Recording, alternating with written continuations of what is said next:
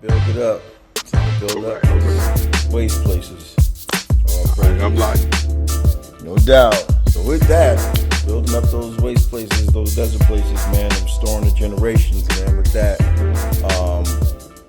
it's on my heart, man. It's actually been on my heart for the past few weeks, and literally just reading in the so-called New Testament, just reading, was it 1 Corinthians 3. I just wanted to talk about the milk and meat. You know, we talk about milk and meat, the milk and meat of the word all the time. But just reading it, like really just kind of diving into it, Most High has shown me that, the milk and the meat go beyond just the words, right? It goes beyond just knowledge. It's the application. It's the application of what the Most High is showing us, not just, the knowledge, having the knowledge, right? It's more than just what you know. It's, how are you applying it, right? How are you applying it? How are you living it? And is it bringing forth fruit? Is it bringing forth fruit? So that's why I wanted to kind of just touch on today. Again, we in the living room. Anybody have anything, please just jump in, or get in where you fit in. You know how we do. So just to get into it real quick. So I think there's three scripts. There's three things in the three spots, I believe, in the so-called New Testament that speak about the milk and the meat. So we have 1 Corinthians 3, 1-3, Hebrews 5, 12-14, I believe, and then also just a little bit Peter speaks about it a little bit in 1 Peter chapter 2, verses 1-3. So, not want to just, go all day on it, but I'm going to start out with 1 Corinthians 3, 1-3, and read that, and then, kind of read before it as well to see what our Zaquan, or our elder Paul, was speaking of. So 1 Corinthians 3, 1-3. Let me put that here. Put this here real quick. 1 Corinthians 3, 1-3.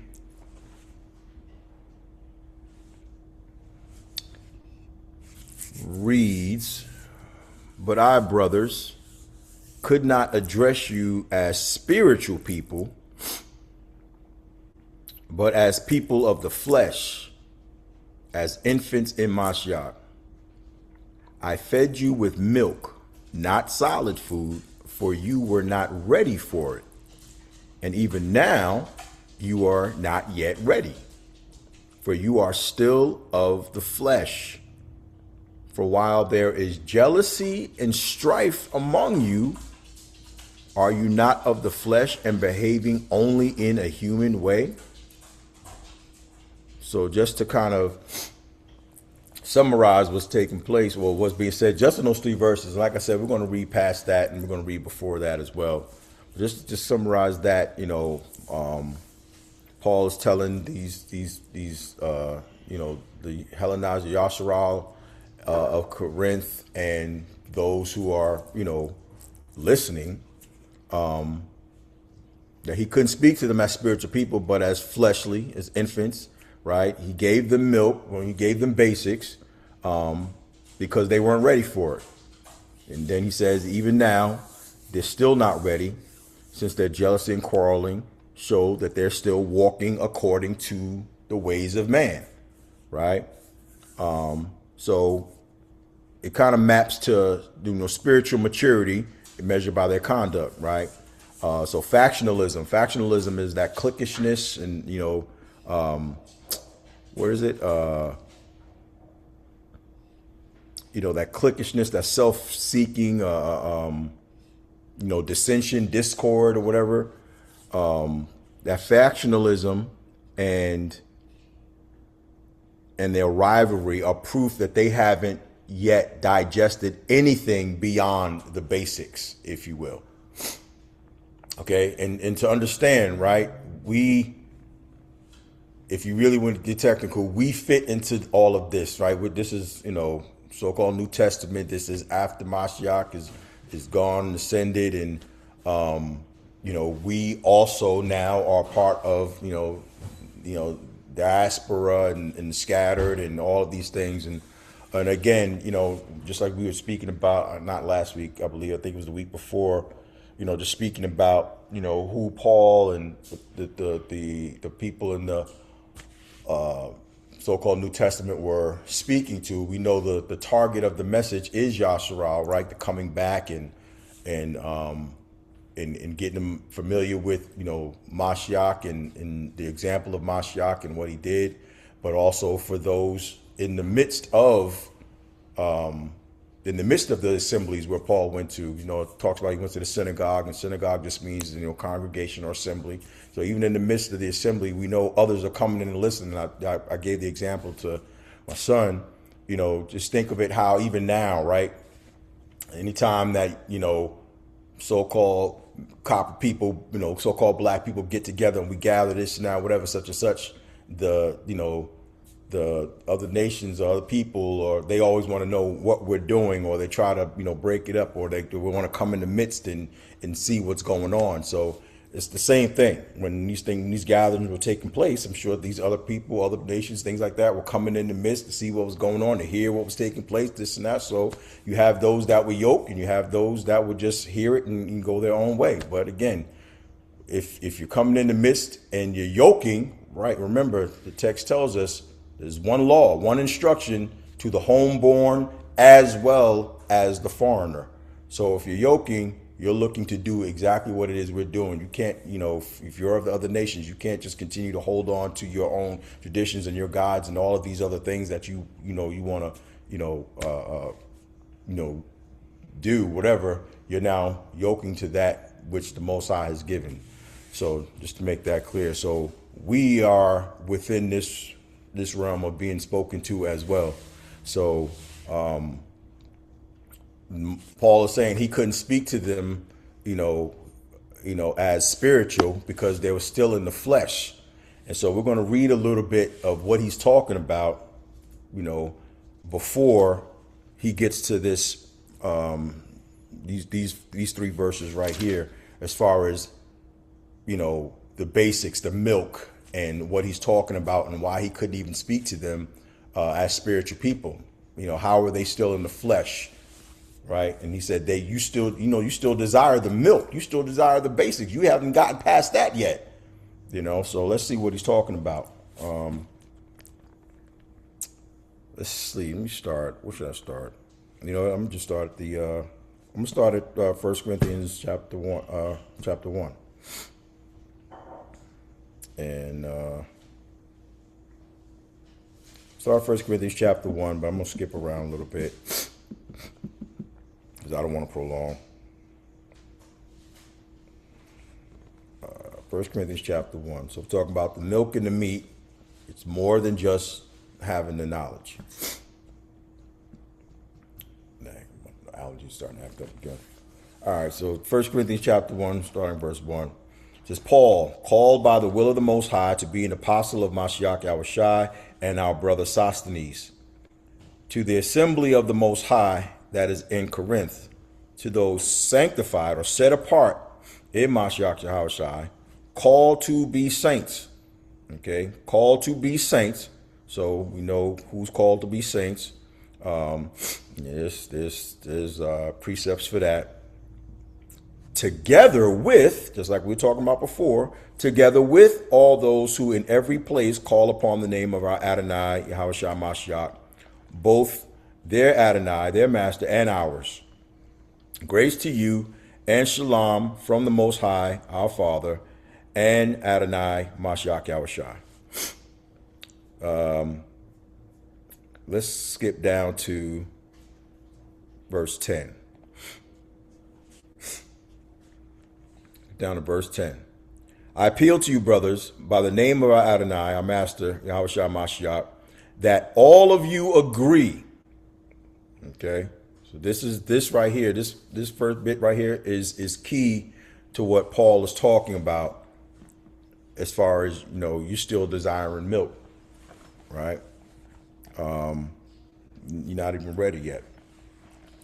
So I appeal to you, brothers, by the name of our Adonai, Yahushua Mashiach, that all of you agree and that there be no divisions among you, but that you be united in the same mind and the same judgment. Okay. One more time. I appeal to you, brothers, by the name of our Adonai Mashiach Yahushua, that all of you agree and that there be no divisions among you, but that you be united in the same mind and the same judgment. For it has been reported to me by Chloe's people that there is quarreling among you, my brothers. What I mean is that each one of you says, I follow Paul, or I follow Apollos, or I follow Cephas, or I follow Mashiach. Is Mashiach divided? Was Paul crucified for you? Or were you baptized in the name of Paul? I thank the Most High that I baptized none of you except Crispus and Gaius, so that no one may say that you were baptized in my name.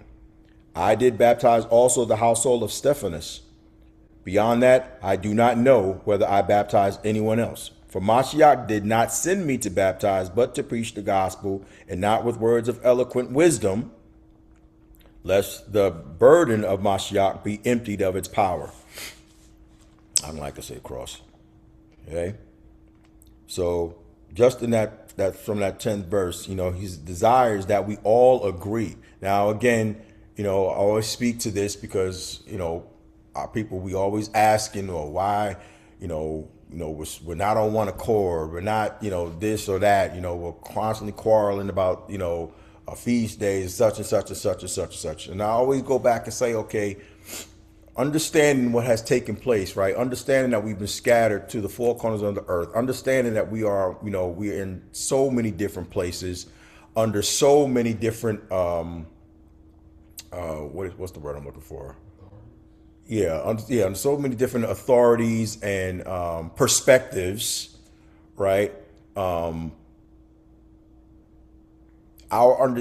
though the Most High is revealing to us who we are and whose we are, some of the perspectives that we've learned coming up, through whether it be Christianity or whatever the case may be, such and such, are a little bit skewed.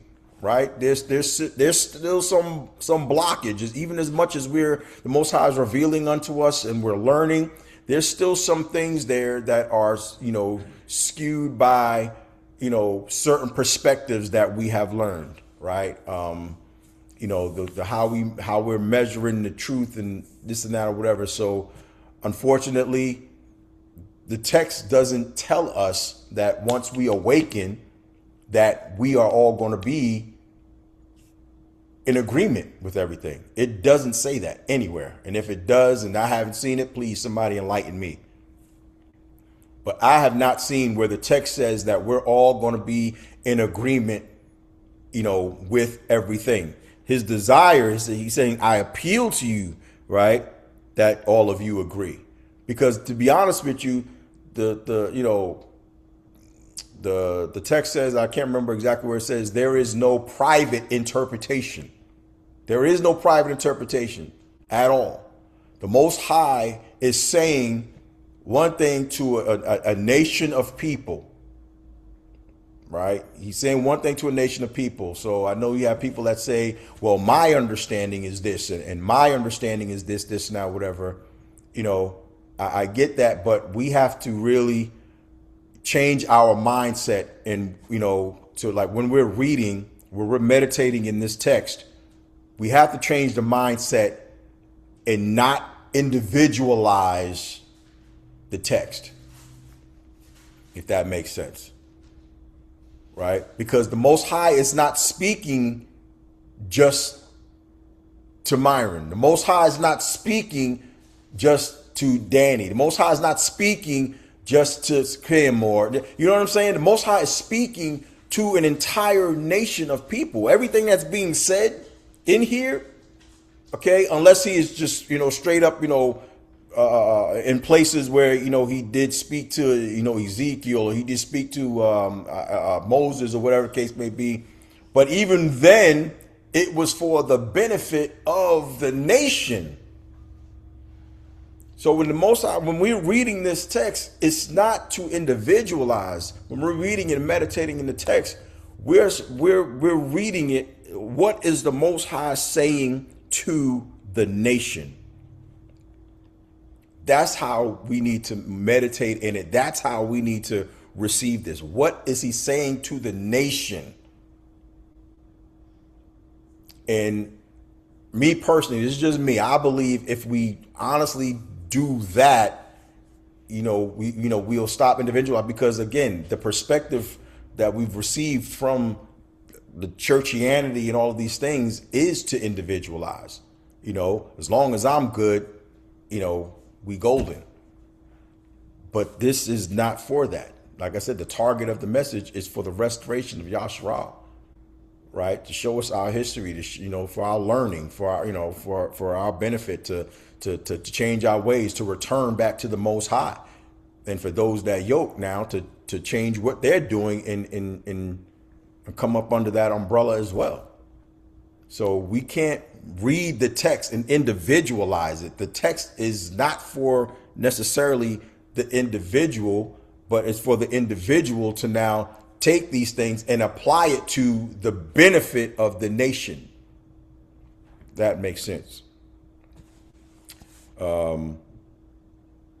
So the desire is not to have any divisions and debates and all of these things. The desire is to be in agreement in all of the things that the Most High is trying to tell us. Okay, which is what Paul is saying.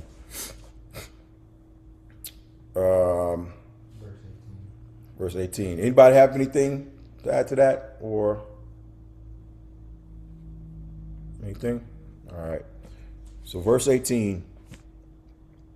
For the word of the burden is folly to those who are perishing, but to us who are being saved, it is the power of the Most High. For it is written, I will destroy the wisdom of the wise, and the discernment of the discerning I will thwart. That's Isaiah 29:14, I believe. Where is the one who is wise? Where is the scribe? Where is the debater of this age? Has not the Most High made foolish the wisdom of the world? For since in the wisdom of the Most High, the world did not know the Most High through wisdom, it pleased the Most High through the folly of what we preach to save those who believe. For Judeans demand signs and Greeks seek wisdom, but we preach Mashiach crucified, a stumbling block to Judeans and folly to Gentiles. But to those who are called, both Judeans and Greeks, Mashiach, the power of the Most High, and the wisdom of the Most High. For the foolishness of the Most High is wiser than men, and the weakness of the Most High is stronger than men. So again, it's more than just, milk and meat. It's more than just what knowledge you have. It's more than that, right? Verse 26, for consider your calling, brothers. Not many of you were wise according to worldly standards. Not many were powerful. Not many were of noble birth. But the Most High chose what is foolish in the world to shame the wise. The Most High chose what is weak in the world to shame the strong. The Most High chose what is low and despised in the world, even things that are not, to bring to nothing things that are, so that no human being might boast in the presence of the Most High. And that's what I for the longest, I've been asking myself, why are we going back and forth? Why are we debating? Why?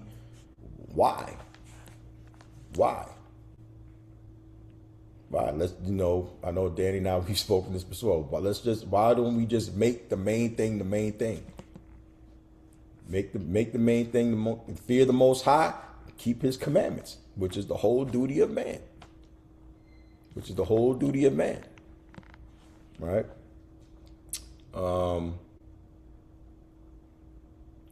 Verse 30, and because of him, you are a Mashiach Yahushai, who became to us wisdom from the Most High, righteousness and sanctification and redemption. So that as it is written, let the one who boasts, boast in Yah. Period. Let the one who boasts, boast in Yah. Chapter 2.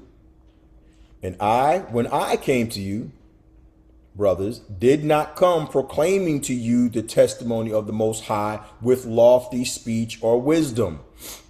Okay, check this out. I did not come to you claiming to you the testimony of the Most High with lofty speech or wisdom, for I decided to know nothing among you except Yahushua Mashiach and him crucified. And I was with you in weakness and in fear and much trembling. And my speech and my message were not in plausible words of wisdom. Check this out. But in demonstration of the Spirit and of power. In demonstration. So it wasn't so much about me, what I was saying. But what am I showing? What fruit am I bearing? Right? So that your faith might not rest in the wisdom of men, but in the power of the Most High. Goes back to Deuteronomy chapter 4. Goes back to Deuteronomy 4. The application of what the Most High is showing us. The application of what he told us. How to guard it. Right? That's what it's about. That's what, these other nations are going to see and in fear and say, and this is our, this is our understanding and wisdom, and what nation is so great, right? Having their power so near to them. It's the application of it. So what fruit are you bearing to show that you've received not only the milk, right? Not only the basic foundations, right? But also the meat, which is basically the understanding and the application of everything. Verse 6. What is this? Yet among the mature, how people say it, yet among the mature, we do impart wisdom. Among the mature, we do impart wisdom. And didn't we see something like that in 2nd Esdras, where the Most High was, or the angel of the Most High was telling him with the things that were being shared and writing them down, to share them with those, basically, I'm paraphrasing, but basically to share those things with people of understanding. Share them with the people who are mature. Because if we're still quarreling, if we're still kind of going back and forth and really just not, applying the what's been revealed to us, we're still in need of milk. We're still in need of milk, which is what we're going to see, Paul and all this talking about. Yet among the mature, we do impart wisdom, although it is not a wisdom of this age or of the rulers of this age who are doomed to pass away, but we impart a secret and hidden wisdom of the Most High, which the Most High decreed before the ages for our glory. None of the rulers of this age understood this, for if they had, they would not have crucified the Adonai or Yahushai, Mashiach of glory. But as it is written, what no eye has seen, nor ear heard, nor the heart of man imagined, what the Most High has prepared for those who love him. Isaiah 64:4. Verse 10. These things the Most High has revealed to us through the Ruach, through the Spirit. For the Spirit searches everything, even the depths of the Most High. For who knows a person's thoughts except the spirit of that person which is in him? So also no one comprehends the thoughts of the Most High except the Spirit of the Most High. Now we have received not the spirit of the world, but the Spirit who is from the Most High, that we might understand the things freely given us by the Most High. And we impart this in words not taught by human wisdom, but taught by the Spirit, interpreting spiritual truths to those who are what? Spiritual. Because why? Verse 14. The natural person or the carnal person does not accept the things of the Spirit of the Most High, for they are folly to him. And he is not able to understand them because they are spiritually discerned. So this could be of Yashara'al or this can be of the nations. If we're still in that natural state of mind, if we're still in that carnal state of mind, you cannot receive the spiritual things. So if you can't receive the spiritual things, how in the world can you live it? How in the world can you live it? Because to be honest with you, the things that the Most High is revealing to us now to come back, to return unto him, is not for us to be going back and forth and quarreling about. It's not for us to be cliquish. It's not for us. It's not for discord to be sown or dissension or anything like that. We're supposed to be gathering each other and gathering the tribes and coming together in fearing the Most High and keeping his commandments as best we know how. Point blank and period. That's what it should be about. Go ahead, Op. No, it's the same thing. Like I said, those who are spiritual is the same thing like you was reading a moment ago that said the mature. That's it.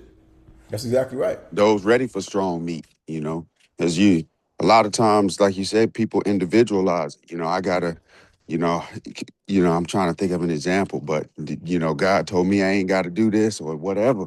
And in actuality, when you look at it from a nation perspective and you realize it's not about you, that's a spiritual take.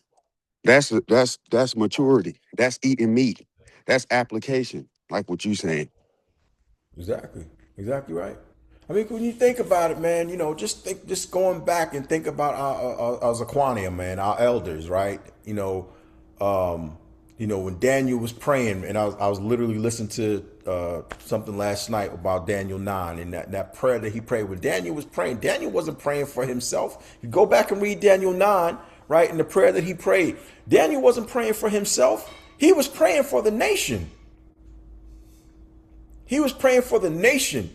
The nation, we all fell, and now the curse is upon us. We need to make our supplication to the Most. He was praying for the nation. When we read about read about Ezra, the second Esdras, and his lamenting, and we know the man was lamenting, and he was just mourning, and but it wasn't for himself. It was for the entire nation. It was for the entire nation. That's why, like I said, when we read this, we can't just individualize it for ourselves. The Most High is speaking to an entire nation of people. An entire nation of people. What's the name? Trav brought up, a couple of weeks ago. When you read Deuteronomy 29 and 14, he said he's not just, it wasn't what was being spoken was not just for Yashara'al that was there at that time, but for now us, for the future and us, and also for those who will yoke themselves. So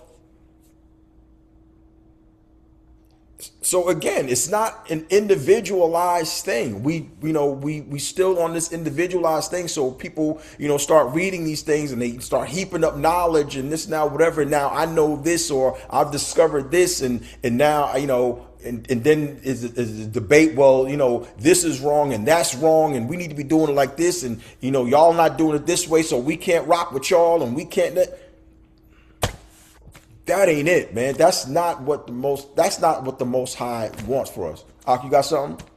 No, that's why we're deceived people, because we want to individualize it. Because you said it before, coming out of Christianity, it's everything about my this, my that, exactly. What I'm getting, what happens to me, versus the nation. He doesn't look at, he sees us individually, saying he knows every hair on your head, but he looks at us as a nation. So none of us can escape what we're in bondage for until he brings the nation out. Yes, that's real. Yeah. That's real. Because you brought up Daniel. Why would Daniel be praying for himself if he got it? Yeah. If he really believed it? Yeah.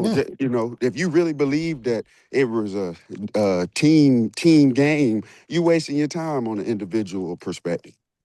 That's But yeah, it. that's why the prophets spoke about the nation.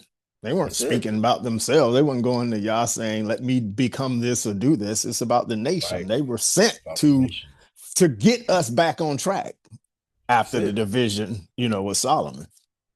That's it. That's it. Like I don't see anyone, just speaking to them, and when they were in captivity and they're praying, and even not even in captivity, you just said Solomon's name. Solomon, when the Yeah. temple was built, right? Yeah. Prophetically praying, right? He's praying for the nation. If we sin and we get out of line, and you scatter us to the nations, right? Such and such. He's praying for the return of Yashara'al. That Yashara'al would humble themselves and return back. So he's not praying individually. He's praying for the entire nation. Again, like I said, Daniel, the entire nation. Ezra praying, lamenting and mourning and praying for the entire. That's what it was all about. Yes, like Danny said. Yes, we are individuals, right? Just like any soldier in an army, right? The soldier makes up the whole, right? That's right. So you have to do your part. Do your part to be a benefit to the whole, right? So we're building up ourselves on your most set apart faith, right? Doing your part to be humble and to return back to the word of the Most High, and live righteously in whole 9 yards, in order to be an asset to the entire nation. Well, heck, even Solomon, before he lost his way, asked for wisdom to lead That's the wisdom. nation. Right. That's it. That's Right. it. That was That's what it. he asked for. Right, exactly right. So now, knowing all of these things, here we are now. All right, when we read this, when Paul is talking about, he couldn't speak to the brothers, as spiritual, because they were still in the flesh, because of their cliquishness and their divisions, and all of these things, the same things we're seeing today. Mm-hmm. Literally the same thing, the same exact things that we're seeing today. The cliquishness and the divisions over what is, what you may know, or whatever the case may be. Who cares? Yeah. Yep. People be taking pride in things revealed to them. Well, the challenge is I'm not sure how anybody gets around Jeremiah 17:4. I'm going to cause you to lose your heritage. Heritage. That's it. Right. So That's it. we're all groping in the Groping. dark to some degree, trying to claw back to it. And we're not going to have it perfect until you pass under that rod. That's it. That's it. But That's so it. arguing about foolishness, again, is the deception of the crafty counsel. Right. Right. Because at the end of the day, bro, like, we don't we're basically living in getting back based on what has been revealed to us. So we don't have all of it. We don't have everything, right? We're doing as much as we can that with what's been revealed to us. We don't have all of the information. We have some, and some of that information is skewed, I will say, because we are in the lands of our enemies, right? But we have enough to be able to do what? Fear the Most High and keep His commandments, which is That's text right. tells us, which is the whole man. Yeah. It's that simple. Right? We have enough. We have enough to fear the Most High, keep His commandments. We have enough to, do what we're supposed to do, and not do what we know we're not supposed to do. We have enough. We have enough, right? So this is what Paul is addressing here when it comes to that milk. So if we're still in these things, if we're still doing these things, and truly just not applying and understanding that it's really about just that, fearing the Most High and keeping His commandments. He says, like, basically saying we're still you still need milk. Yeah. Think about that. He's saying you still need milk. All right, let's continue on. So I'm verse 14 again. The natural person does not accept the things of the Spirit of the Most High, for they are folly to him, and he is not able to understand them because they are spiritually discerned. So a lot of people would think that's of the nations, or that's somebody who has not received the Most High yet. This and that. No, man, that could be somebody who could be very much so awake, but yet their mindset, their thinking, the way they do is still carnal. It's still worldly. Verse 15. The spiritual person judges all things, but is himself to be judged by no one. For who has understood the mind of Yah so as to instruct him? But we have the mind of Mashiach. And what was the mind of Mashiach? At 12 years old, he said what? Don't you know I have to be about my what? My father's business? At 12 years old, he said this. That's the whole duty, man, huh? That's it. That's it. And at 12 years old, and I believe in our culture, at 12 years old is when you have the understanding of right and wrong. Ain't no doubt about it. Oh, it is right? 12. Yeah. Yes, 12 years old. Mm-hmm. Right? You have the understanding of right and wrong at 12. And you're responsible for it. And meaning the 12-year-old. So that's up to the parents. That's why, you train them up in the way they should go. That's it. That's the culture. At 12 years old, you have the understanding of right and wrong, and you are accountable now for your actions. That's why, we talked about it before. That's why parents could bring, a child before the elders if they were being rebellious, and that child could get stoned to death. Yeah, he's of age now. You see what I'm saying? Because he's of age, because he understands right and wrong. Think about that. So at 12 years old, Mashiach says, I have to be about my father's business. Period. Don't have time for the foolishness. Don't have time for the nonsense. I know y'all out there looking for me this now, whatever. But you know what? I'm out here doing the Most High's work. That's it. I got to be about his business. Right? So in that, we come back to what Paul was saying, 1 Corinthians 3. But our brothers could not address you. And so he said all of that, what we just read, right? So we understand what he's saying. But our brothers could not address you as spiritual people, but as people of the flesh, as infants in Mashiach. I fed you with milk, not solid food, for you were not ready for it. Okay? So you're not ready for the solid food. You're not ready to carry on the understanding because you're still dealing with basic stuff. And even now, then he says, even now you are not yet ready. Verse 3, for you are still of the flesh. For while there is, so here he is breaking it down. For you are still of the flesh, for while there is jealousy and strife among you, are you not of the flesh and behaving only in a human way? So behaving in a carnal way, in a fleshly way. You're allowing your terrestrial self to lead and guide you instead of your spiritual self. And that's what I always say, right? Emotions are tied to your flesh. I'm on to that.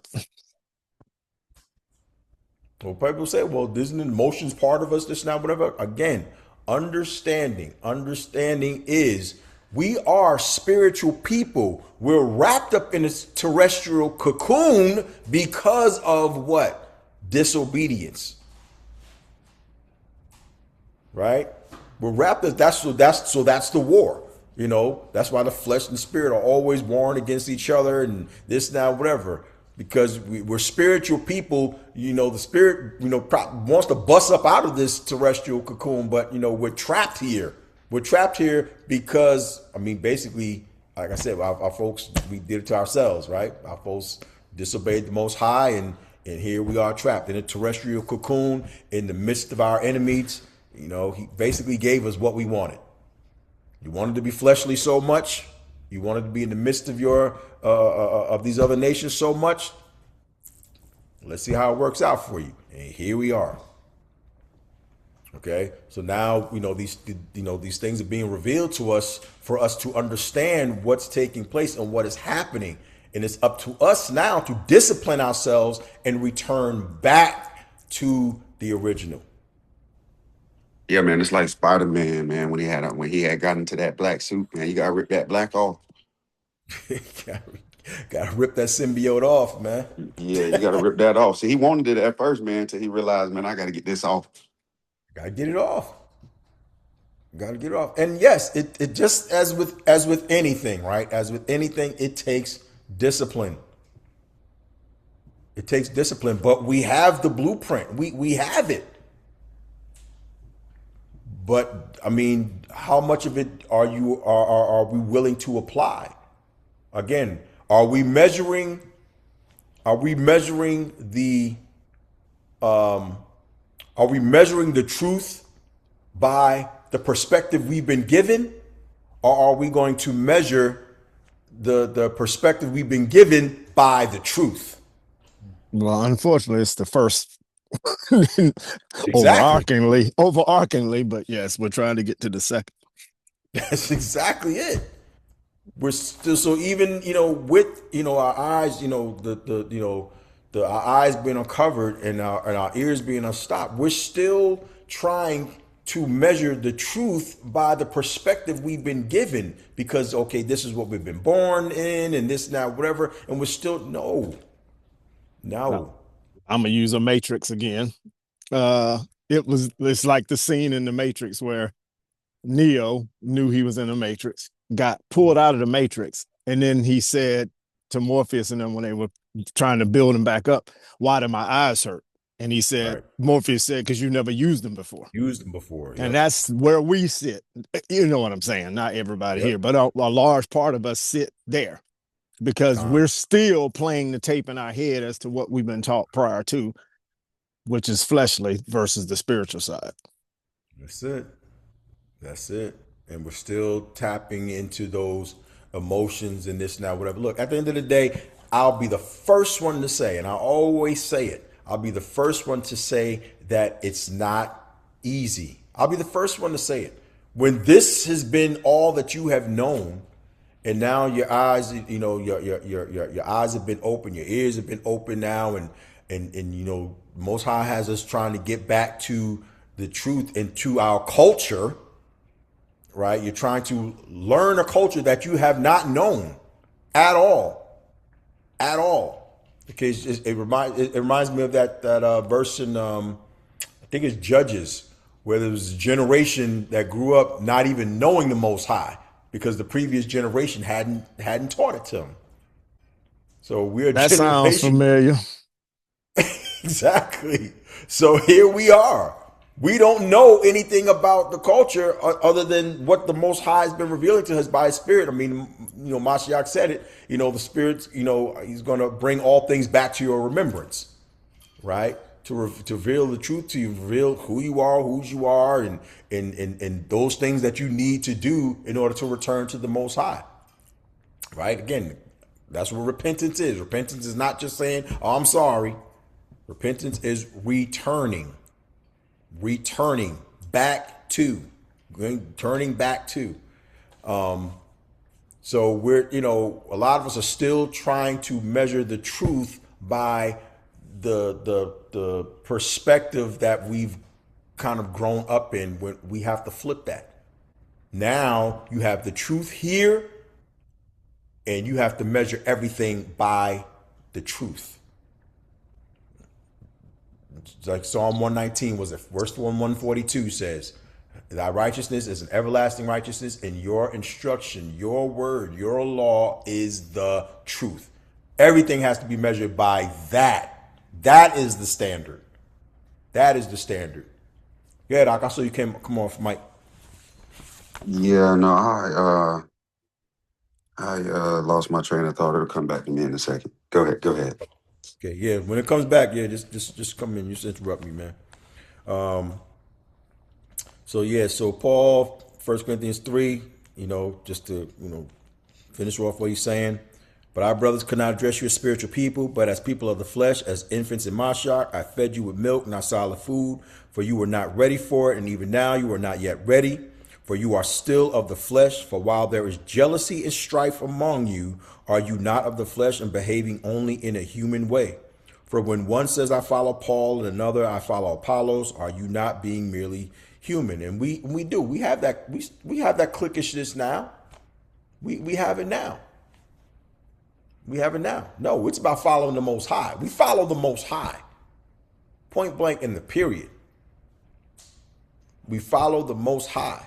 I think somebody brought it up in one of the studies, even the angel, I think it was in Revelations, when the brother wanted to bow down to the angel. He's like, nah, man, don't bow down to me, man. I'm one of you.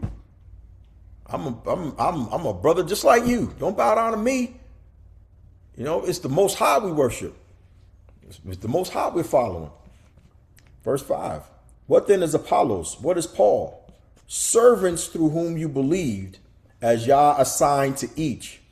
I planted, Apollos watered, but the Most High gave the growth. So neither he who plants nor he who waters is anything, but only the Most High who gives the growth. He who plants and he who waters are one, and each will receive his wages according to his labor. For we are the Most High's fellow workers. You are the Most High's field, the Most High's building. According to the grace of the Most High given to me, like a skilled master builder, I laid a foundation and someone else is building upon it. Let each one take care how he builds upon it. For no one can lay a foundation other than that which is laid, which is Yahushua Mashiach.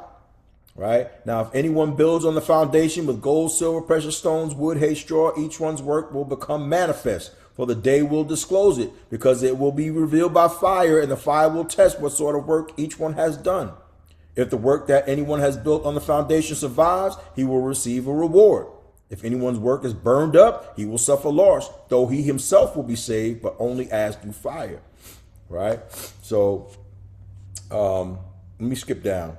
Well, let me keep reading. Do you not know that you are the Most High's temple and that the Most High's Spirit dwells in you? The Most High's Spirit dwells in you. If anyone destroys the Most High's temple, the Most High will destroy him, for the Most High's temple is set apart, and you are that temple. Right? Let no one deceive himself. Remember, we are that temple. So the Spirit of the Most High dwells in you. Remember, I know we wrapped up and cocooned in this terrestrial flesh, but don't let that terrestrial flesh get the best of you. Don't let your emotions get the best of you. Don't let your emotions dictate to you what the Most High is trying to feed you. Right? We know what the Most High is telling us to do. We know what the Most High is telling us to stay away from. Don't let those emotions dictate to take away from what the Most High is telling you to do. Because it's easy.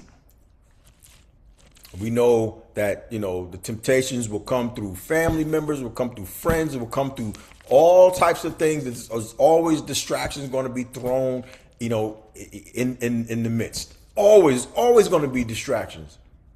All the time. We have to discipline ourselves. We can't get caught up.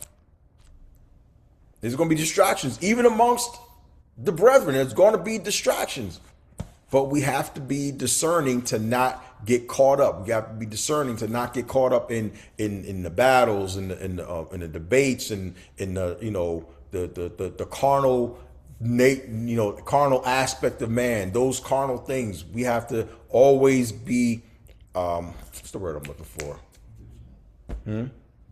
Yes, vigilant. Vigilant to do the things of the Most High and to come out of that stuff. Hey, look, at the end, sometimes it's okay to walk away. It's okay to say no. You got something? That 16 and 17 is a monster. If you pause and read it. Not you, you know what I'm saying? Yeah, no doubt. Yeah. It's a monster. You are the Most High's temple, and that the Most High's Spirit, His Spirit dwells in you. So for 17 is the monster, but go ahead on and do. No. What you're saying is key. Because we got people that say all the most. We don't have the Spirit of the Most High. You got some people that say that. They probably don't. You know what I'm saying? So I mean, how do you read this and say that we don't have the Spirit of the Most High with us? Yeah. You see what I'm saying? But I mean, to your point, if anyone destroys the Most High's temple, the Most High will destroy him. Mm. For the Most High's temple is set apart, and you are that temple. You are that temple. Again, there is no Hallelujah. third temple being built. Bruh. And if you internalize this, it'll clean up a whole lot of stuff. Hey, bruh. Well, I Yeah, mean, yeah, he's telling you. it becomes powerful. And say, man, that's where, obviously we But had some it conversation. becomes powerful and scary. It's Because scary. Yep. 17 ain't no But joke now. yeah, and it puts more accountability on yourself. If you know that, that's power. I don't think that that's conveyed to people enough. You know what I mean? That puts that a different level of accountability on us as we mature into this process. It says Yah will destroy you. Destroy Right. you. Well, yeah. I Man, mean, that's all. The whole thing is with the nation. The nation, you oh got to yeah, keep the nation in the front of your mind because 100%. it. Paul is certainly saying, even when you look at from back to 11 about laying the foundation, he's saying he's using when you get to temple, he's already used words like foundation. You're the field. You're the build. Mm-hmm. You're the building. He's telling you, it's a building got other people that's gonna come in. A field got plants that's growing on it. You know what I mean? It's got fruit he's still giving you that same. You're the temple language all the way through this whole text. This is the foundation. This is the nation. You know what I'm saying? It's still giving you as a whole. Uh, Even when it says each one's work will be revealed in 13, each that's person's right. work will be manifest. It's talking about the work you contributed to the That's cause, man. right. It ain't even talking about you as an individual. Right. What's the fruit? What's the fruit that you're contributing? Yeah, that's the key. You know what I mean? What is it? What is And it? walking Because around talking about I'm full of the spirit and then acting contrary is what there you 17 go. is about. That's exactly right. That's Full of the exactly spirit right. and can't nobody see the Well, fruit. that's why I That's right. said, see, because we know that there's crafty counsel. So there's a lot of people that, we all came from that environment. That it's a lot of people that say, hey, I was filled with the Holy Spirit. There's a lot of people that's been screaming that for years. But that's, it's an interesting analogy that crafty counsel can spin that around. I mean, when you look at it, I mean, the whole thing. This is what we were talking about. The whole thing. What is on display? What is on display? You know what I mean? Is the righteousness of the Most High on display? Is that light shining? Is that light shining? Is it bearing fruit? Again, not from an individual basis, because we know that he's dealing with the entire nation, but the individual is making up the nation. You know what I mean? Oh So yeah, no doubt about it. Yes. what you do is an example to your brethren.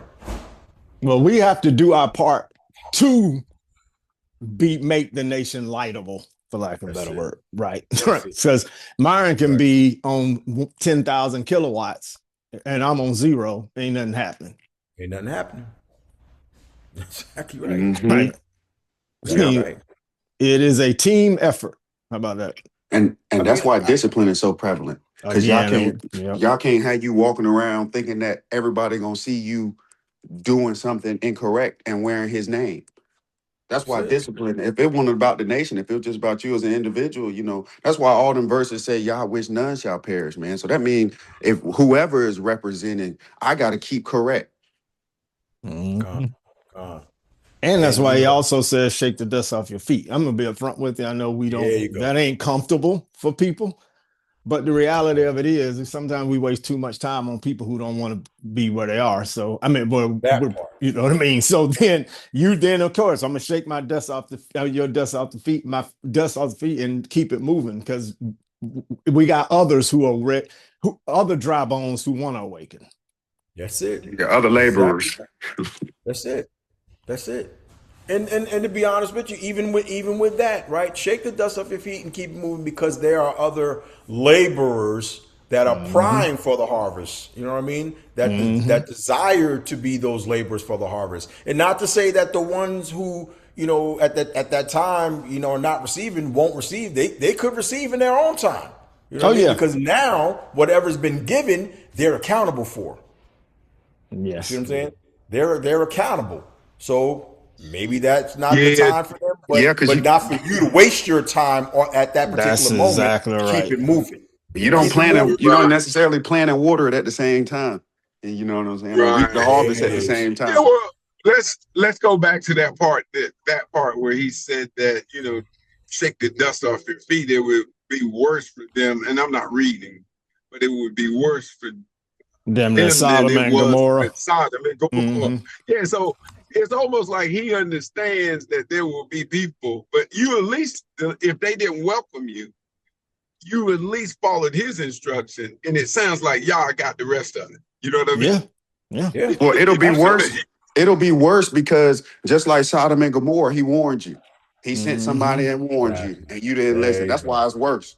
Because he told you. You ain't finna get up there and say you ain't know. Which, in all honesty, is exactly we could rinse, wash, and repeat what you just said about us today. Exactly right. We've been forewarned. We've seen what happened in the past. We've seen it. We just walk around not feeling the immediate consequences. At least it doesn't feel that way. Yep. The immediate consequences of a Sodom and Gomorrah. So we feel like we got time to do some stuff or maneuver around some stuff. I know it says that, but I don't, What's it? Since you got the chance to see it before, since y'all sent the prophets, and he's still telling you now, you deserve for it to be worse than Sodom and Gomorrah. You got that right, bro. Right. I mean, he tells you, man, I can never remember where it is, but he says, and they will know that a prophet has been amongst them. Yeah. They will know. They will know. No one will have an excuse. At some point, either you were shown or you were told. Well, the proverb says, "What the fear of Yah is the beginning of what?" It's the beginning. Man, they won't scare the Sodom and Gomorrah, man. You know what I'm saying? They ain't scared of it. That's why I say, man, that fear, like you said, man, that's pivotal. That's pivotal. And we're talking about reverential fear, like not I'm an abusive father fear. You know what I mean? Right. But I love my children fear, and if you get out of order, I'm gonna spank you behind. Right. I know that ain't copacetic today, but well, not in the eyes of the nations, but our culture. Yep. Yeah. It never left my house. Let me just tell y'all that. Now they grown now, so Most High won't have children gonna leave my house neither. Straight like that. Ain't lying about that, bro. That's right. That's right. But it's amazing to me, the Most High, man.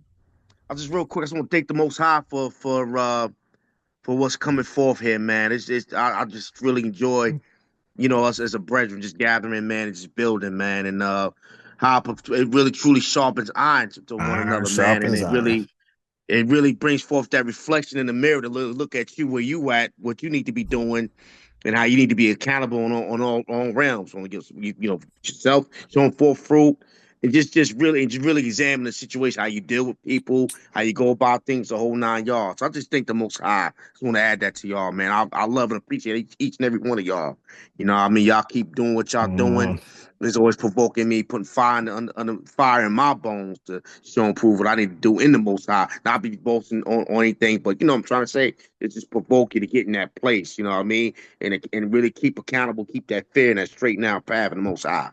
That's why it says, "Do not forsake the gathering of the saints." That's right. Because if you try to do this by yourself, bro, if you try to do this by yourself, A, you'll be all over the place, but B, it's more difficult. Everything is easier in a group. That's right. Yeah, boy, he done got me hyped now, man. I'm going, I'm set bumping over here, man. That's what I'm feeling, man. But I guess that's the power of Yah, man. So hallelujah, man. Listen, it's been. Yeah. It was many a day out there running gassers on the football field. that if I had just been out there by myself, I would have quit, meaning quit running Mhm. them. But the encouragement of the team, right, is where the growth happens. That's where you Yeah. push yourself through Yep. something that you didn't think you could actually accomplish in your mind. Mm-hmm. But And because then, you can't let the team down, you to your can't let point. the team down. You can't let the Yep. team down. And that's how we, Yep. Yah intended us to be that way. Yep. Self-check, we call it self-check. Self-check. We self-check each other. Y'all ain't got to say nothing to me because CL2 just said it to me. Yep. Accountability. Accountability. Yep. Because it's Well, time, man. We used to be time, man. We used to have time, man. They say, man, you got to be across this Oh, line there in ain't no 50. doubt about that, bro. Man, if you don't get across this line in 50 seconds, the whole team running again. And See, know you when you owed it to them people next to you. Yep. And to that point, to your point, because again, like we said, it's about the nation. We can't individualize. We have to, that's where, we see the words that are written, right? But we know those are not the original words. Like we're talking about rebuke and this, that. Just Yeah. basically bringing correction or whatever the case may be to our brethren is key, right? Not allowing your brother to continue to be in sin, but correcting your brother because that shows that you love him. And like to your point, that's Ecclesiastes 4 verse 12, doing this together. That's why we always say when you get in a funk or you feeling, a certain way or whatever, or, it gets hard not to isolate oneself, Yep. because again, just in the natural, we know that the text talks about, Satan goes about as a roaring lion, seeking whom he may devour. That's going back to, Wild Kingdom, right? The predator is always seeking the one that's alone or the baby or the sick or whatever. That's the one the predator is going to attack. So, again, we are a nation. We need to, we're not to forsake the assembly of the brethren. This is the time of gathering. We read what Paul said in what was that, 1 Corinthians chapter 1. I desire, I appeal to you, brothers, that you have the same mind, same judgment, speaking the same things. You know what I mean? Like, this is the desire, right? But to the point, Ecclesiastes 4:12, and if one should prevail against him, the two shall withstand him, and a threefold cord shall not be quickly broken. We are stronger together. And that's where that three, what you just said about that, the three, say it again, the three, what cord? And the threefold cord is not quickly broken. That's the Hebrew word for tikva, which is what we call hope in English. That's what that is. That's literally that. Again, everything in our culture and in our language, we can see, touch, taste, and feel it. Does that make sense? Right. It ain't just in your mind. You have examples of it in real life that you can see, touch, taste, and feel. That's exactly what that is and what you just read. God, all praises. And that's what it is. We are stronger together. It's not about the individual. And and again, we even see Paul. He's addressing the people, the brothers at Corinth. He's not speaking to just an individual person. He's speaking to the nation, the people, and to those who choose to yoke themselves. He's speaking because the word is universal for Yashara'al. And again, one law to the homeborn as well as the foreigner, right? As well as the foreigner, because if you don't abide by this, you're out of here. Well, listen, I think everybody on this phone, I don't speak for everybody, but everybody on this phone, I think if we pause and reflect and think about it, the culture that we're striving to be is going to be the only culture left when the clouds crack and That's it. having renewed earth. You know what I'm trying to say? Ain't going to be no exactly options. Right. It's this. That's right. That's right. That's exactly right. This I'm going to be the officer and the gentleman. This is all we got. So you better dive into it, right? Because this is what it is with our culture, and it ain't going to be different in eternity, right? It's going to be the same thing. Bro, that's exactly right. That's why I said don't stop measuring everything by the worldly standards. No, the world is not the way. The world is not the standard. The perspective that we've been given is not the standard. The truth is the standard. The truth is the standard, and you measure everything by that. I'm on. And if it doesn't line up, if it contradicts in any way, such and such, you leave it alone. Ain't no more, like Danny said, this is what it is, and this is Yeah, what it's this is going it. to be. Right. I don't know what else you waiting on. On This is earth what as it it is is. in heaven. That's right. On earth as That's it is it. in heaven. That's what's coming. Your kingdom come on earth. Your kingdom That's is That's what's it. coming. coming. We're Why are we quarreling about? That's the kingdom that's coming. That's exactly right. You want That- to, if you want to hold on to that other nation stuff so bad, you get caught in the mix with the other nation. But Yah's kingdom is coming. So you may yes, as right. well hold on to that now, man. Go and get your reps up. You That's ain't it. lying. That's it.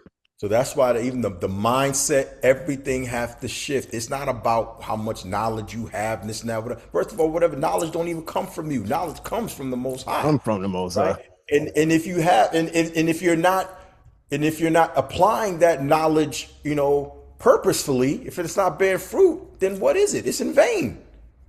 Yeah, it's gonna be the stuff that's burnt up. When you gonna stand up there and he gonna be like, man, you can get that out my face. Right. It's in vain. If it's not building up the nation, like Yeah. what do we always say before we pray before we start the studies, Father, that the study be edifying unto us and pleasing unto Him. That's right. You know what I mean? That'd be edifying for us and pleasing unto Him. Because at the end of the day, if it's not pleasing unto Him, then it's in vain. It's in vain. It's in vain. Man, oh man, y'all get me fired up, bro. But let me continue on what Paul was saying, man. So to finish off, to read it again. 1 Corinthians 3:16. Let's read that again. Do you not know that you are the Most High's temple, and that the Most High Spirit dwells in you? If anyone destroys the Most High's temple, okay, in any way, shape, or form, anyone destroys the Most High's temple, the Most High will destroy him. And I'm sure that's even if you are instrumental in helping to destroy someone else. Just like the Mashiach speaks about, if anyone, I'm paraphrasing, but anyone causes one of these little ones to go astray, it'd be better for you if a millstone was hung around your neck and you were drowned in the sea. And remember, Paul himself said in that 1 Corinthians 6 or whatever, that I beat my body, making my slave. Right. So after I have preached to others, I don't get disqualified. Right? I don't get jacked up. Right. Exactly right. And that's exactly it. Making sure you good. So even if I'm bringing correction to a brother, I got to make sure that, I ain't got no ill with myself. Word. You know what I'm saying? I got to make sure I have no ill with myself, because if I'm in some type of whatever, jacked up state, this and that, whatever, then now I'm just being a hypocrite.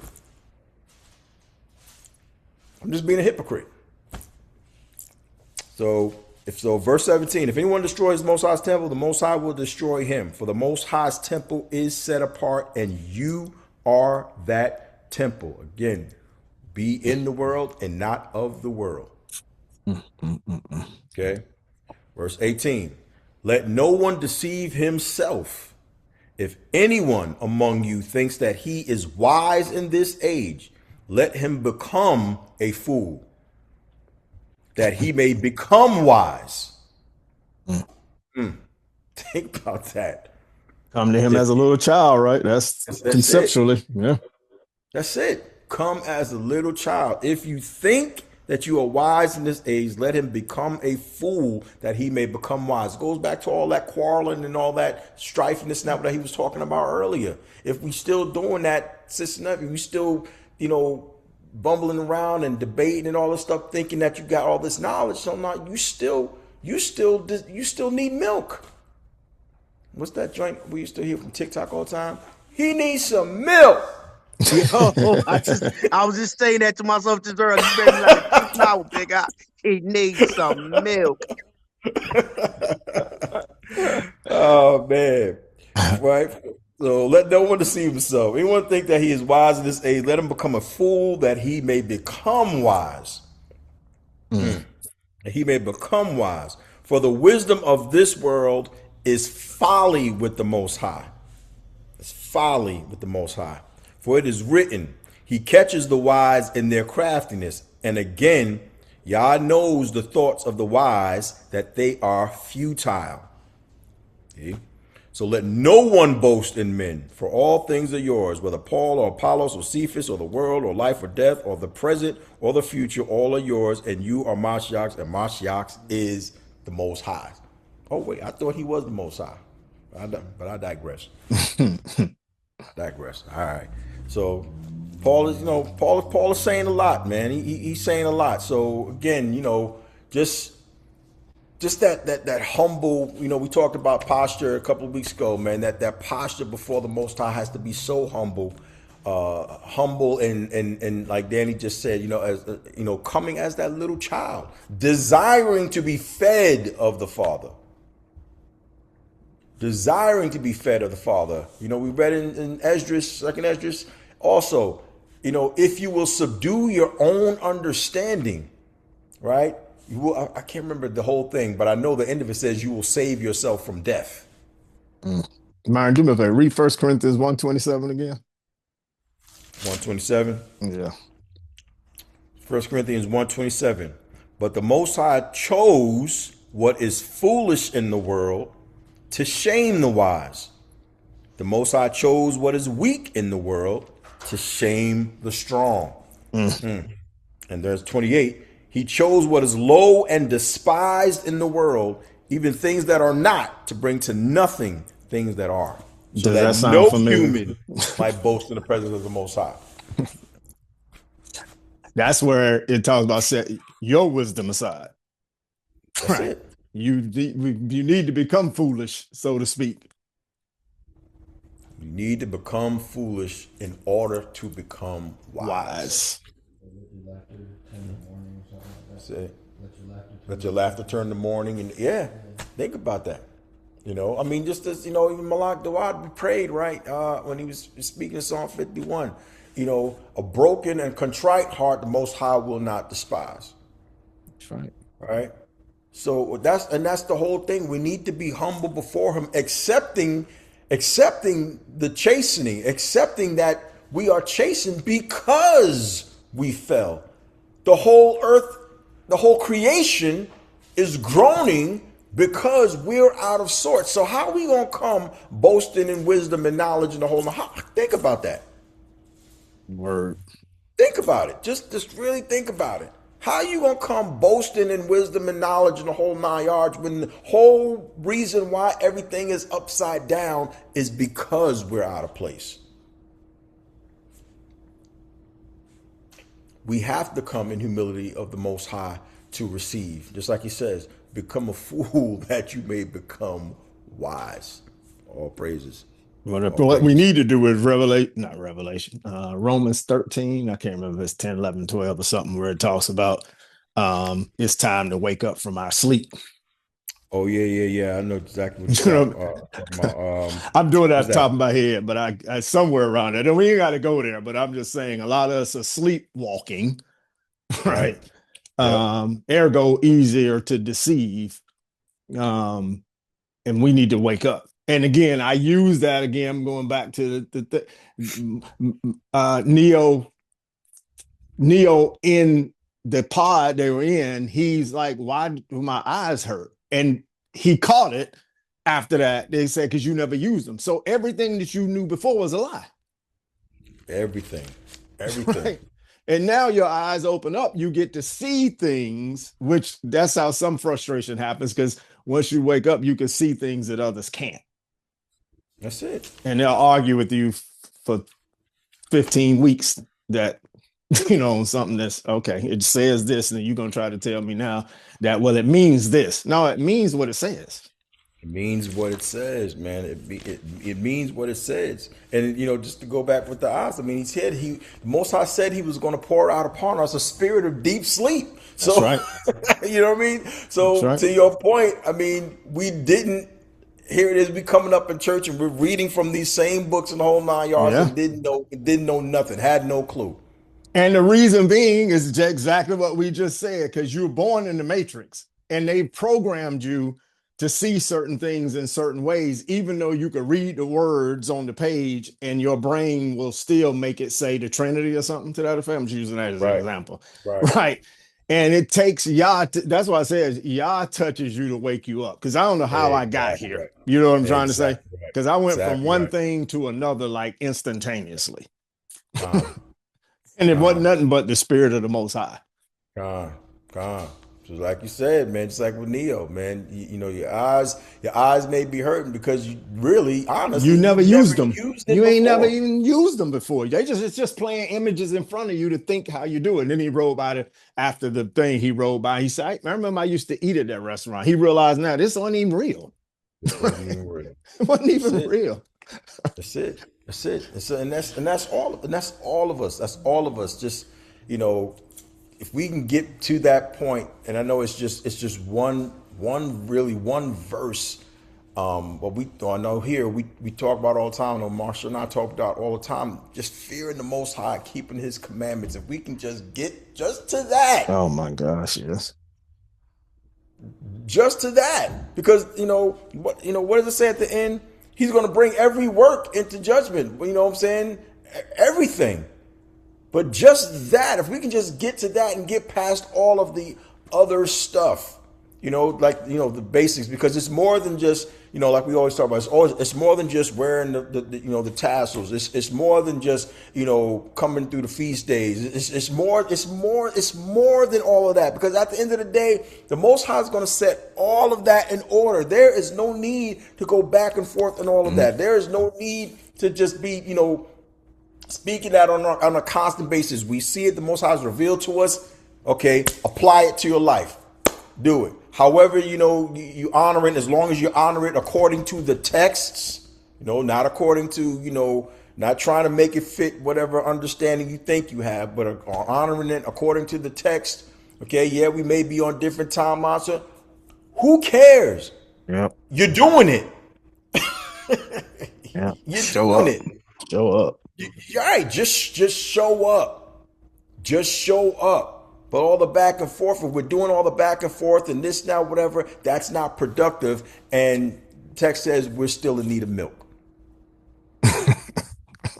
Think about that, man.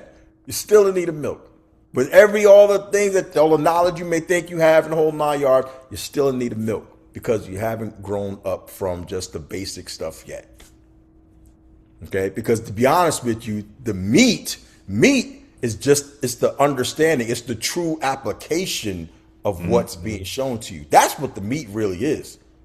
Okay, we know it's knowledge and some of the things that the Most High shown to us, but I mean, when we read it, we're going to see. We're going to see. So just to get past, to dwell on it because I know it's 139. Let's go to Hebrews 5. Is it Hebrews 5?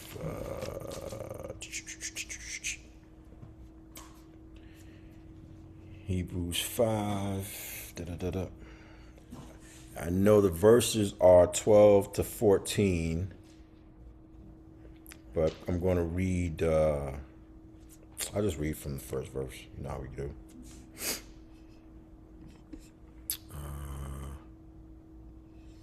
Hebrews 5. Yeah.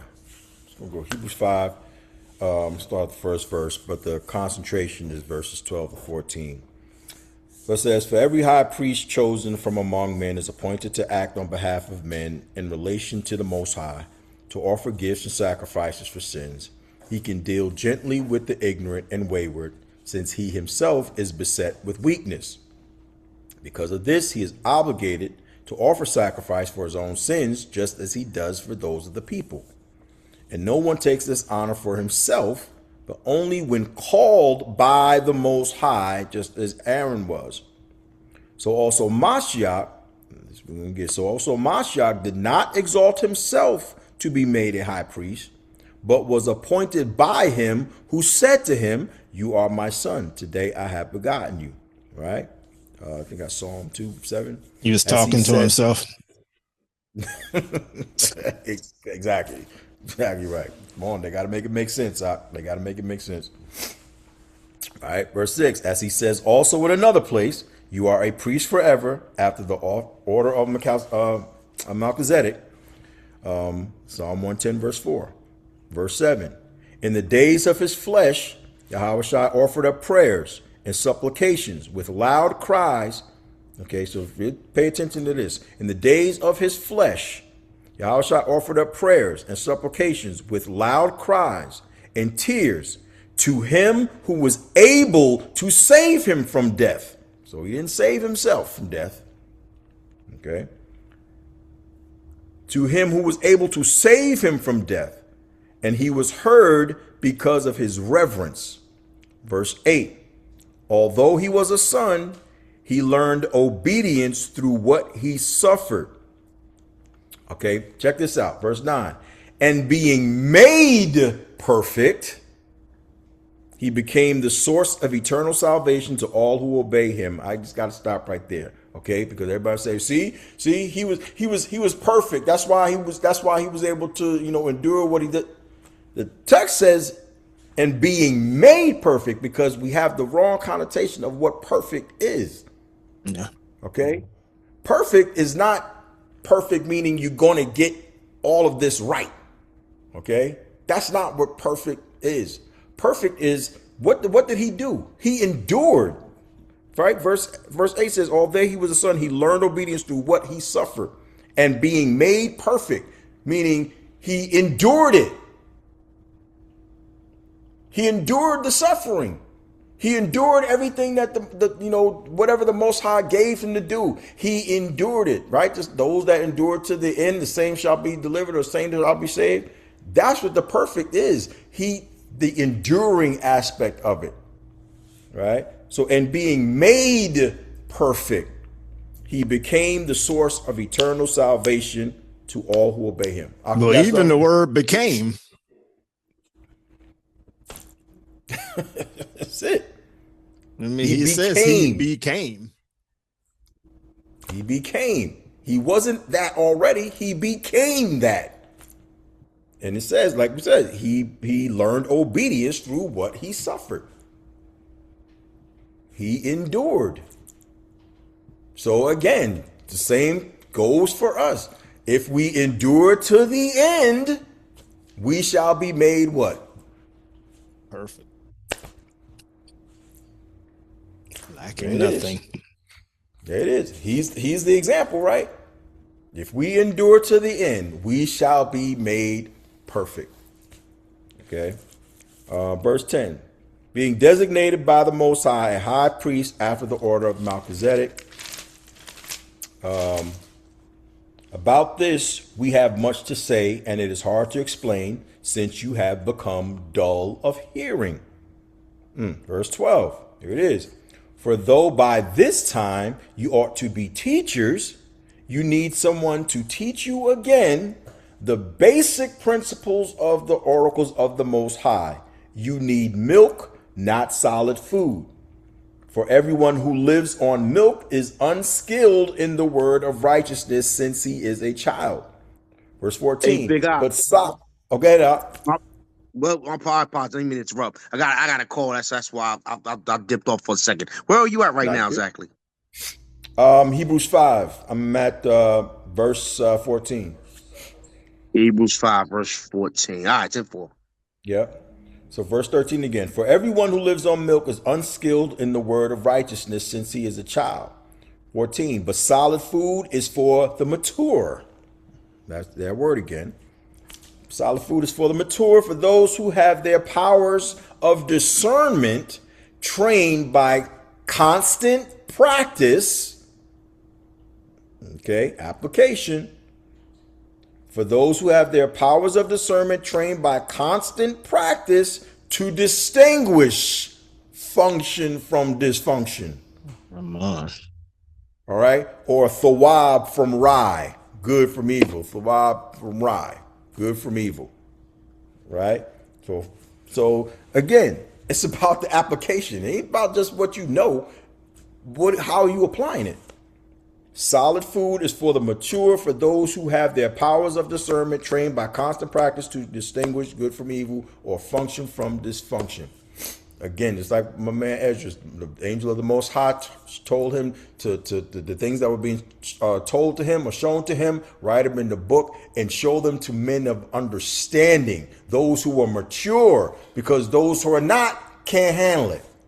They're not ready for it. You're not ready for it. Not everybody's ready for it. I mean, C Love has said at one point before, this is honestly, this is what this is. This really is the survival of the fittest. It really is. And it's not for us it's not us, clamoring over one another. It's not us fighting one another. It's not us battling one another. It's not. Okay? The strong is going to survive. Those who are diligent, those who are vigilant, those who really want it and desire it, okay, are going to be vigilant to keep the ways of the Most High, are going to be vigilant to want to walk in the culture that's been given to us and, return back to the ancient past, return back to the ancient landmarks, to measure everything by the standard of of the scripts, of the truth. Y'all gonna have to pray for me. I'm about to say something. I was one that partook of the battle between Drake and K-Dot. And in Meet the Grams, at the very end of the song, he said, "You in a long life battle with yourself." That's how the song ended. You in a long life battle with yourself. And that's real. That is real. That is real.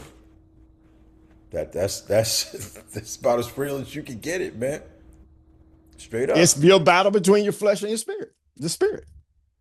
Exactly right. Like what we was talking about before. It's that real. Yep. And like you said, man, you said survival of the fittest, man. It ain't us coming against each other, fighting each other, man. It's us standing hand in hand and fighting the Most High's enemies. That's it. It's a battle of the gods, man. We just chessboards. That. Yeah. Definitely That's exactly right. That's exactly right. Because at the end of the day, to be honest with you, just like the Most High desires for none to perish, it's like, we have the mindset, no man left behind. But if you are choosing to reject, I can't help you. I can't help you. No one can. Not even the Most High. No, not even the Most High. He said, that's why he said, in 2 Thessalonians chapter 2, right? I'm going to send you strong delusion to believe a lie because you reject the love of the truth. Well, it ain't love if he has to force you to do it anyway, right? That's called a hostage or whatever it is. Domestic violence. I don't know what it's called, but it's called something if he's forcing you to love him. Right. That's one thing he's not going to do. He is not going to do that. As Chris said earlier, he wished that none perish. That's it. But that's our individual, that's our long life battle with ourselves. That's your individual decision to make. Yeah, that's real. Because covenantally, he can't come save you. Unless you save yourself. No. He can't. He told you, man, you either do this and I got you, or you don't do this, man, and hey, you chose it. But he can't. He literally can't. No, he can't do it. No. And like I said, man, we've said it many times. We have the blueprint. We have it, right? And he's not, no one's standing there with a gun to your head saying, okay, follow this, follow that, or whatever. Do you love him enough to say, you know what? I choose you. I choose you. I choose to do everything that you have set aside for me to do in order for the nation to be strengthened, in order for your righteousness to be brought forth. I choose you. It's a choice. That's why he told us in Deuteronomy, right? I set before you life and death, blessing and curse. And then said, choose life so that you and your seed may live. But he gave us a suggestion. I suggest you choose life. I suggest, you know what I'm saying? I suggest you make the right choice. Right? I suggest you make the right choice, but if you don't, hey, reap what you sow. That's it. And again, that's everything, y'all. That's everything. Our thoughts. That's why he told us in was that 2 Corinthians 10, you know what I mean? Even with your thoughts, take captive every single thought and bring it back under subjection to Mashiach. Take the thoughts captive, man. Like, go against the knowledge of the Most High. Good gracious of life. Every single thing. So everything that's before you. So you can't, you can't say, oh, these thoughts, coming into my mind, this and it's causing me to go wayward. No, no. Yeah. Take the thoughts captive. The distractions are not going to cease. Why? Because we're in the midst of captivity, right? Unfortunately, our forefathers chose, the curse. They chose, we're in the consequences of disobedience. They chose the disobedience. Now we have to live through it, the whole 9 yards. But again, the Most High long suffered with us so much and still gave us the playbook to say, okay, you still have a chance at righteousness. You are still the apple of my eye. I'm giving you a chance of righteousness. I'm going to do these things for my name's sake because my name is on you, and I made all of these promises to your father, to your fathers and all these things, and I'm still giving you this. This inheritance is still yours, but you have a choice to make. Mm-hmm. This inheritance is still yours. It's still there. It ain't going nowhere. It's not changing. But you got a choice to make. And I'm telling you, it starts with your just daily living. Is this really what you desire? Is living the culture what you desire? Again, this is your culture. This is your culture. Despite what the world says, this is your culture. No doubt about that. And I'm telling y'all, I embrace it with every. At least I try to embrace it with every ounce of my being. When people say, "Oh, you're doing too much, this and that, whatever," you know what? Then let me do that. Let me do that. If this is what's pleasing to Yah, I'm going to do that. If it's, if I'm, whether it be helping my brethren or speaking to the brethren or showing the brothers or sisters or this, that, or whatever, if it's pleasing to Yah, that's what I'm going to do. With joy and gladness. That's right. With joy and gladness. Even if it ain't pleasing to you. That's right.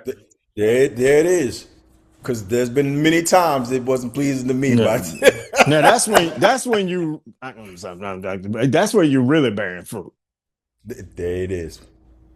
Right. Because y'all know he told you to do something, but that's Jonah, right? Jonah's like, man, I ain't going over there speaking to them people. Right? You know what I mean? You the one tossed them over there anyway. Why am I going to speak to him now? You're gonna do what he said, but that's I don't want to call it dumb, but you're really bearing fruit when I don't really want to do this, but the Most High told me I got to go do this, so I'm gonna do it.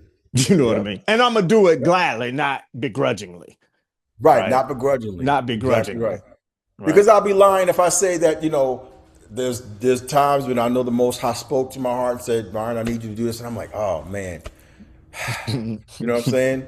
But then I say, all right, Father, this is what you want me to do. I'm going to go ahead and do it. And when I'm doing it, it's not, like you said, it's not in a grievous manner. It's not like I'm grieving in my head. Oh man, I got to do this, man. I don't feel like being here. No, I'm doing it. I'm doing it because I know the Most High will be pleased, and I want it to be a sweet smell savor into His nostrils, right? Yeah. And then I'll go up and say, Father, forgive me if in my heart that I felt any type of whatever. You know what I'm saying? And to be honest with you, 9 times out of 10, it ain't even for them; it's for you. There it is. A lot of times it is. Yes, you're benefiting them, but it's you and not you, but you know what I'm saying. It's us and our growth in the things of that nature, right? Yep. Because the time, like you said, because to your point, a lot of times there's still things that need to be broken. Mm-hmm. There's still things that need to be broken within ourselves in order for us to be better children for the Most High, better servants, if you or will. usable. That's right. Better servants, even into our people. Exactly right. Yeah. He got to break some stuff before he can even use you.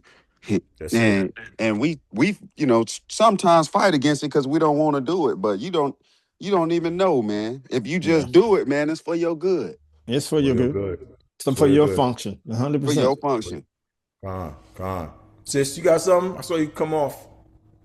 Yeah, I just wanted to share the Hebrews 5:8 in another version. and it said, though he was the Most High's son, he learned trusting obedience by what he suffered, just as we do. Then, having arrived at the full stature of his maturity and having been announced by Yah as high priest in the order of Melchizedek. So I just thought it was interesting. They kind of describe perfect as arriving at the full stature of maturity. And you started talking about maturity in the beginning, so.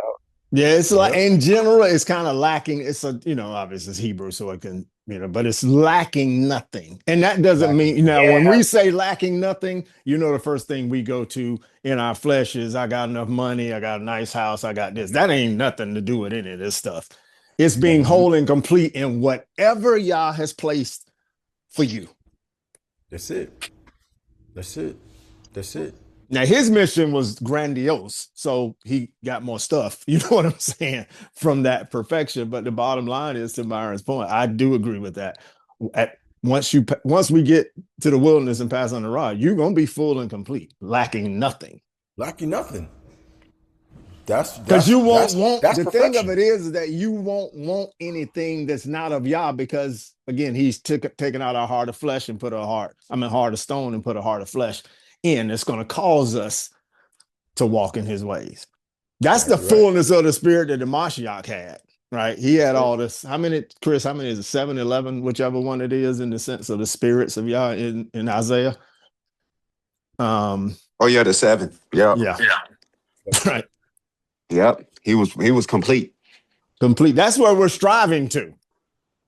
That's exactly what we're striving for. Yep. Because we're gods. I mean, I ain't making it up. It says it in the book, right? We're in this realm, we're gods, meaning in the sense of the fact that we're supposed to be the leaders of the thing. We're supposed to be the salt and the light and all that kind of stuff. So you're still a god, even though you might not feel like one. But I suggest we embrace that, right? Because it'll change the way you approach things.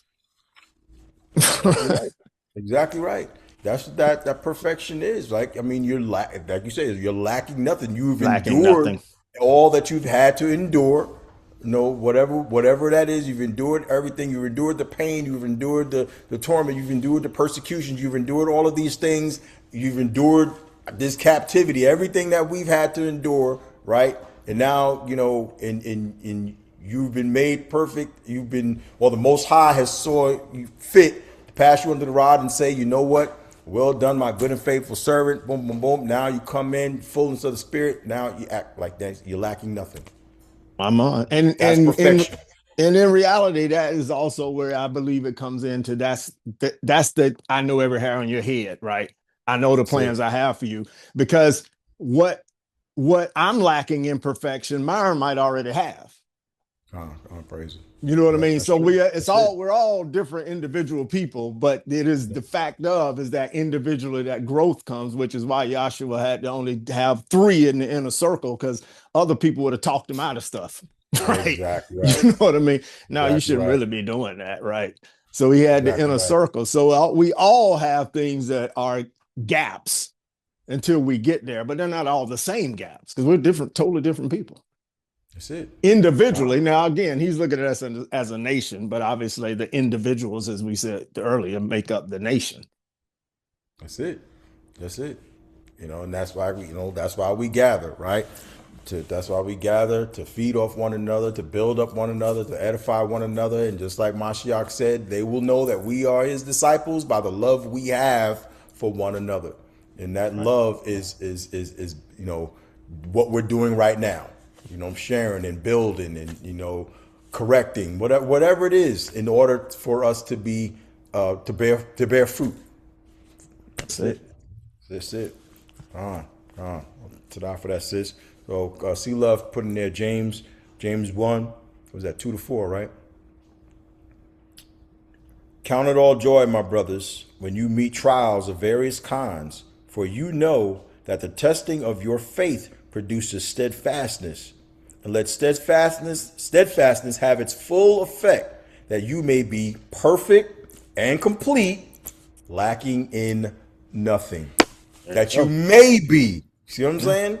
Like Yeah, we were what it just say? talking about. You let it be perfect and complete. That's right. That's right. Because the Most Yeah. High told you, and you sitting there saying you ain't gonna do it. What you ain't gonna do? You make it perfect and complete. You let it be perfect and complete. You let You it be let it. perfect. You let it. That steadfastness fulfilling you. That's on you. Con, con, con, con. All praise, nah, man. Y'all hitting on all cylinders, man. So I know the time is getting away from us. So I just want to read the other scripture as far as milk and meat. 1 Peter 2:1-3. Is it 1 Peter 2:1-3? Man, we could do this all day long. What you talking about? I'm saying, bro, I'm telling you, man. I was like, Father, I didn't know how I was gonna go, but I'm just reading, man. It's just like, man, this is dope right here, man. All praises. So First Peter 2, excuse me, 1-3 reads, so put away all malice. See, put away all malice and all deceit and hypocrisy and envy and all slander. Like newborn infants, long for the pure spiritual milk, that by it you may grow up into salvation. If indeed you have tasted that Yah is good. If indeed you have tasted that the Most High is good. So if you have truly, again, like we talked about, postured yourself in humility, and if you really allowed the Most High to pour in by subduing your own understanding, trusting in Him with all of your heart, not leaning upon your own understanding, in all of your ways acknowledge it. You see what I'm saying? Mhm. So just desiring that just pure milk, just the basic things. Because again, it's not just in the knowledge, it's the application of. So yeah, I have all of this, but what am I doing with it? What am I doing with it? So that I may gain understanding, right? To be able to build up not only myself, but my other brethren. Right? So all praises, man. Praise. I'm a yield right there. I'm a yield right there, man. Because like Danny said, we can go all day with this joint right here, man. We can go all day with this, man. But yeah, milk and meat of the word is more than just knowledge. It's more than just knowledge, man. We gotta, you know, just remain in that state of again. What does it say? Ecclesiastes 12 was at 13, I think. Fearing the Most High, keeping His commandments, man. That's the whole duty. Let's keep the main thing the main thing. Not having any aught with our brethren, debating and all that other nonsense, this, now, whatever. That's all out the window. Let's just, feast on what the Most High has given us, man. Because at the end of the day, I know we desire to all be in that kingdom, right? To pass up under that rod. That's the first step. We got to pass up under the rod first. Okay, we got to keep it in That's perspective. right. We got to pass up under the rod first. So that's the goal. Pass Yeah. up under that rod.